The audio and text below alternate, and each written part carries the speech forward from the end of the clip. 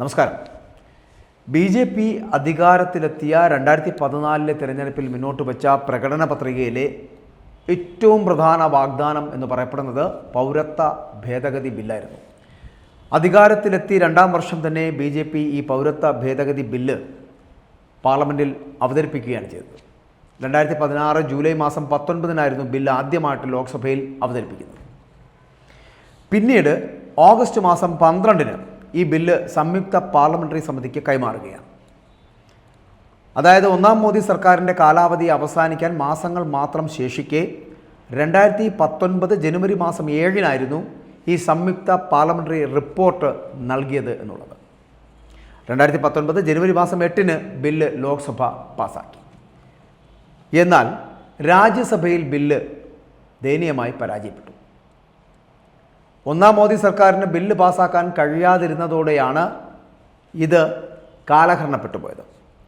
2019 മധ്യത്തോടെ അധികാരത്തിലെത്തിയ രണ്ടാം മോദി സർക്കാർ പൗരത്വ ഭേദഗതി ബിൽ വീണ്ടും പാർലമെൻറ്റിൽ അവതരിപ്പിക്കുന്നു. 2019 ഡിസംബർ മാസം 4-ന് കേന്ദ്രമന്ത്രിസഭ അംഗീകരിച്ച പൗരത്വ ഭേദഗതി ബിൽ ഡിസംബർ മാസം 9-ാം തീയതി കേന്ദ്ര ആഭ്യന്തരമന്ത്രി അമിത്ഷായാണ് അന്ന് ഇത് ലോക്സഭയിൽ അവതരിപ്പിച്ചത്. ലോക്സഭ പാസ്സാക്കിയെടുത്ത ബിൽ പിന്നാലെ രാജ്യസഭയും പാസ്സാക്കുകയായിരുന്നു.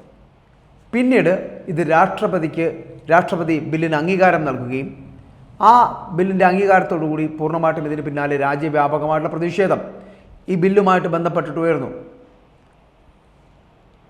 BJP ഇതര പാർട്ടികൾ ഭരിക്കുന്ന കേരളം അടക്കമുള്ള സംസ്ഥാനങ്ങളിൽ നിയമസഭകൾ CAAക്കെതിരെ പ്രമേയം പാസ്സാക്കുന്ന ഒരു കാഴ്ചയും നമ്മൾ കണ്ടു എന്നുള്ളതാണ്.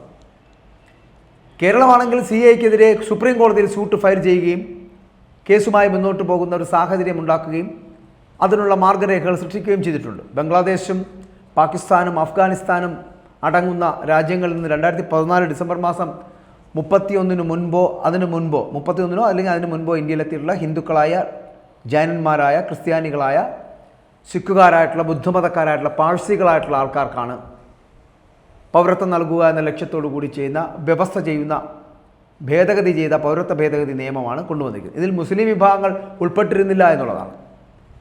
അവസാന ഒരു വർഷമോ കഴിഞ്ഞ 14 വർഷത്തിനിടയിൽ കുറഞ്ഞത് 5 വർഷമോ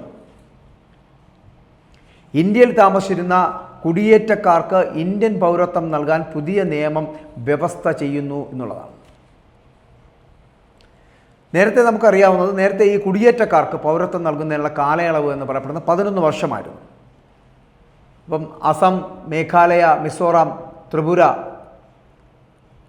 എന്നീ സംസ്ഥാനങ്ങളിൽ നിന്നുള്ള ആദിവാസി മേഖലകളെ നിയമത്തിൽ നിന്നിപ്പോൾ നമ്മൾ ഒഴിവാക്കിയിട്ടുണ്ട്. ഇതുമായിട്ട് ബന്ധപ്പെട്ടിട്ട് അസമിലെ കർബി ആംഗ്ലോങ്, മേഘാലയയിലെ ഗാരോ ഹിൽസ്, മിസോറാമിലെ ചക്മ ജില്ല, ത്രിപുരയിലെ ആദിവാസി മേഖലകൾ ഇവയൊക്കെ ഉൾപ്പെടെ ഭരണഘടനയുടെ 6-ാം ഷെഡ്യൂളിൽ നിന്നും ഇവരെ ഉൾപ്പെടുത്തിയിരിക്കുന്ന പ്രദേശങ്ങളാണ്.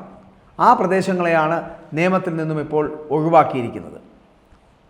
2014 ഡിസംബർ മാസം 31-നോ അല്ലെങ്കിൽ അതിനു മുൻപോ മതിയായ രേഖകളില്ലാതെ ബംഗ്ലാദേശിലോ പാകിസ്ഥാനിലോ അഫ്ഗാനിസ്ഥാനിലോ ആ രാജ്യങ്ങളിൽ നിന്ന് ഇന്ത്യയിലെത്തപ്പെട്ട് താമസമാക്കപ്പെട്ടിരിക്കുന്ന അനധികൃതമായ കുടിയേറ്റക്കാരിൽ മുസ്ലിം ഇതര വിഭാഗത്തിൽപ്പെട്ടവർക്ക് പൗരത്വം ഉറപ്പിക്കുന്നതാണ് പുതിയ പൗരത്വ ഭേദഗതി നിയമം എന്ന് പറയുന്നത്. നിയമപരമായ രേഖകളില്ലാതെ വിദേശ രാജ്യങ്ങളിൽ നിന്നും ഇന്ത്യയിലെത്തപ്പെടുന്നുണ്ട് അല്ലെങ്കിൽ ഇന്ത്യയിൽ വന്ന് താമസിക്കുന്നവരെ കുടിയേറ്റക്കാരായിട്ടാണ് നിലവിലുണ്ടായിരുന്ന നിയമം പരിഗണിച്ചിരുന്നത്. 1920-ലെ പാസ്പോർട്ട് എൻട്രി നിയമം, 1946-ലെ വിദേശി നിയമം എന്നിവയൊക്കെ അനുസരിച്ച് അനധികൃത കുടിയേറ്റം നിയമപരമായ കുറ്റമായിരുന്നു. എന്നാൽ ഇത്തരത്തിൽ 2014 ഡിസംബർ മാസം 31-നോ അല്ലെങ്കിൽ അതിനു മുൻപോ മതിയായ രേഖകളില്ലാതെ ഈ പറയുന്ന രാജ്യങ്ങളിൽ നിന്ന് ബംഗ്ലാദേശോ പാകിസ്ഥാനോ അഫ്ഗാനിസ്ഥാനോ എന്നീ പറയുന്ന രാജ്യങ്ങളിൽ നിന്ന് ഇന്ത്യയിലെത്തുകയും ഇവിടെ താമസമാക്കുകയും ചെയ്തിരിക്കുന്ന അനധികൃത കുടിയേറ്റക്കാരിൽ അതിൽ ഈ മുസ്ലിം ഇതര വിഭാഗത്തിൽപ്പെട്ടവർക്ക് പൗരത്വം ഉറപ്പിക്കുന്നതിന് വേണ്ടിയിട്ടുള്ള പുതിയ നിയമമാണ് ഈ പൗരത്വ ഭേദഗതി നിയമത്തിലൂടെ മുമ്പോട്ട് വയ്ക്കുന്നത്. അസമിൽ NRC നടപ്പിലാക്കിയ നീക്കവുമായി പുതിയ പൗരത്വ ഭേദഗതി നിയമത്തിന് ബന്ധമുണ്ട് എന്നുള്ളതും 2013-ൽ BJP സർക്കാർ അധികാരത്തിലെത്തുന്നതിന് മുമ്പായിരുന്നു ഈ അസമിൽ NRC നടപ്പാക്കിയിരുന്ന അല്ലെങ്കിൽ നടപ്പിലാക്കാൻ വേണ്ടിയിട്ട് സർക്കാർ പ്രതിജ്ഞാബദ്ധരാണ് എന്ന് സുപ്രീം കോടതി ചൂണ്ടിക്കാണിച്ച ഒരു സാഹചര്യം ഉണ്ടായിരുന്നു. 1985 ഇന്ത്യ ഗവൺമെൻറ്റും അസം സ്റ്റേറ്റ് ഗവൺമെൻറ്റും അസം പ്രസ്ഥാനത്തിൻ്റെ പ്രതിനിധികളും ഒക്കെ ചേർന്നുകൊണ്ട് ഇവരൊക്കെ കൂടെ ചേർന്ന് തമ്മിലൊപ്പിട്ടിട്ടുള്ള അസം കരാറിൻ്റെ ഭാഗമായിരുന്നു അസമിൽ NRC രജിസ്റ്റർ തയ്യാറാക്കുമെന്ന തീരുമാനമുണ്ടാക്കിയെടുത്തത്. ഈ വിഷയത്തിലായിരുന്നു 2013 സുപ്രീം കോടതി സർക്കാരിന് നിർദ്ദേശം നൽകിയതും ഒപ്പം തന്നെ ആ നിർദ്ദേശത്തിൻ്റെ അടിസ്ഥാനത്തിൽ ഇതിനെ പിൻപറ്റി 2015 അസാമിലെ പൗരത്വ രജിസ്റ്റർ പുതുക്കുന്ന പ്രക്രിയയ്ക്ക് തുടക്കം കുറിച്ചത്. അസാമിൽ NRCയുടെ അന്തിമമായിട്ടുള്ള ഒരു കരട് ലിസ്റ്റ് പുറത്തിറക്കിയപ്പോൾ അപേക്ഷിച്ചവരിൽ ഏതാണ്ട് 41 ലക്ഷം പേർ പുറത്തായിരുന്നു. ഇതിൽ 28 ലക്ഷം പേർ ഹിന്ദു വിഭാഗത്തിൽപ്പെട്ടവരും ഏതാണ്ട് 10 ലക്ഷത്തോളം വരുന്നവർ മുസ്ലിം വിഭാഗത്തിൽപ്പെട്ടവരുമായിരുന്നു എന്നുള്ളതാണ്. നേരത്തെ NRCയുമായി ബന്ധപ്പെട്ടിട്ട് ഉയർന്നു വന്നിട്ടുള്ള ആശങ്കകൾ എന്ന് പറയപ്പെടുന്ന വളരെ ശക്തമായിട്ടുള്ള പ്രതിഷേധമായി മാറുന്ന ഒരു സാഹചര്യമുണ്ടായി. ബംഗ്ലാദേശ് എന്ന് പറയപ്പെടുന്ന ഒരു സ്വതന്ത്ര രാജ്യമാകുന്നതിന് ഒരു ദിവസം മുൻപ്, അതായത് 1971 മാർച്ച് മാസം 24 ഇന്ത്യയിലെത്തിയതായി തെളിയിക്കാൻ കഴിയുന്ന ആളുകളുടെ പട്ടിക, ആ ആളുകളുടെ പട്ടികയാണ് നാഷണൽ രജിസ്റ്റർ ഓഫ് സിറ്റിസൺസ്, അതായത് NRC പട്ടിക പ്രസിദ്ധീകരിക്കുന്നതിന് മുമ്പ് അതിനെ പിന്തുണച്ചിട്ടുള്ള BJP അന്തിമ പട്ടിക വരുന്നതിന് മുമ്പായി തന്നെ അതിൽ തെറ്റുണ്ടെന്ന നിലപാട് സ്വീകരിക്കുകയായിരുന്നു.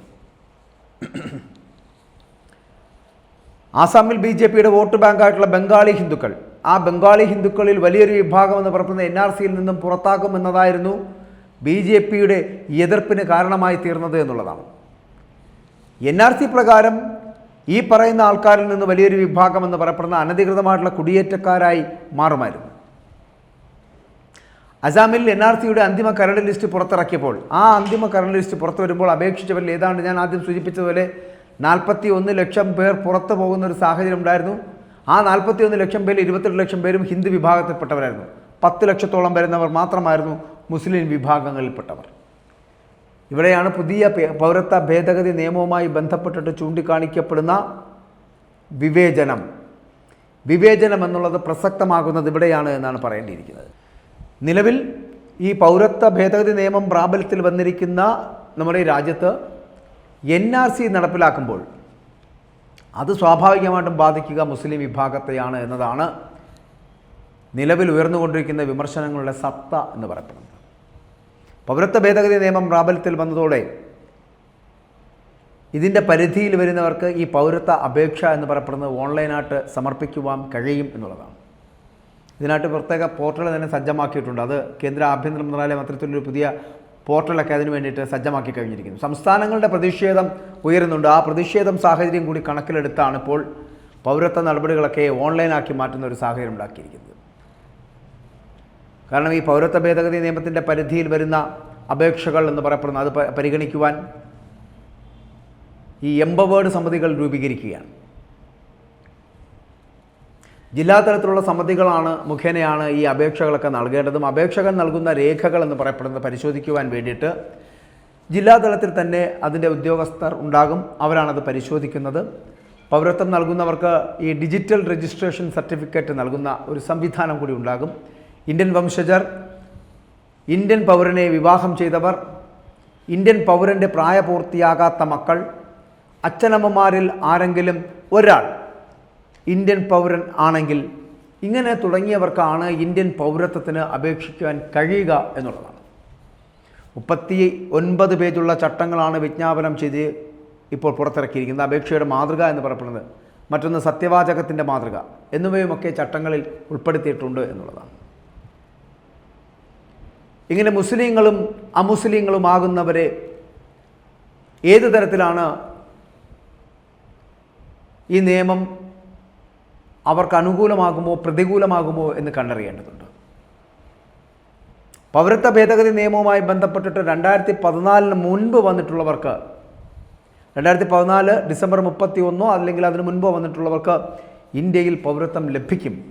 അത് പാകിസ്ഥാനിലും അഫ്ഗാനിസ്ഥാനിലോ ബംഗ്ലാദേശിലോ വന്നവർക്ക് എല്ലാവർക്കും. പക്ഷേ ഇവിടെ മറ്റ് സംസ്ഥാനങ്ങൾ, കേരളം ഉൾപ്പെടെയുള്ള 6 സംസ്ഥാനങ്ങൾ ഇതിനകത്ത് വിയോജിപ്പ് രേഖപ്പെടുത്തുന്നത് മുസ്ലിങ്ങൾ ഉൾപ്പെടുന്ന ന്യൂനപക്ഷ വിഭാഗങ്ങളെ പാടെ തള്ളിക്കളയുന്ന ഒരു സമീപനം ഈ ബില്ലിലൂടെ ഉണ്ടാകുന്നുണ്ട്, ഈ നിയമത്തിലൂടെ വരുന്നുണ്ട്. അങ്ങനെ വരുമ്പോൾ അത് രാജ്യത്ത് വലിയ അരക്ഷിതാവസ്ഥ ഉണ്ടാകും എന്നുള്ള വാദങ്ങളൊക്കെയാണ് പറയുന്നത്.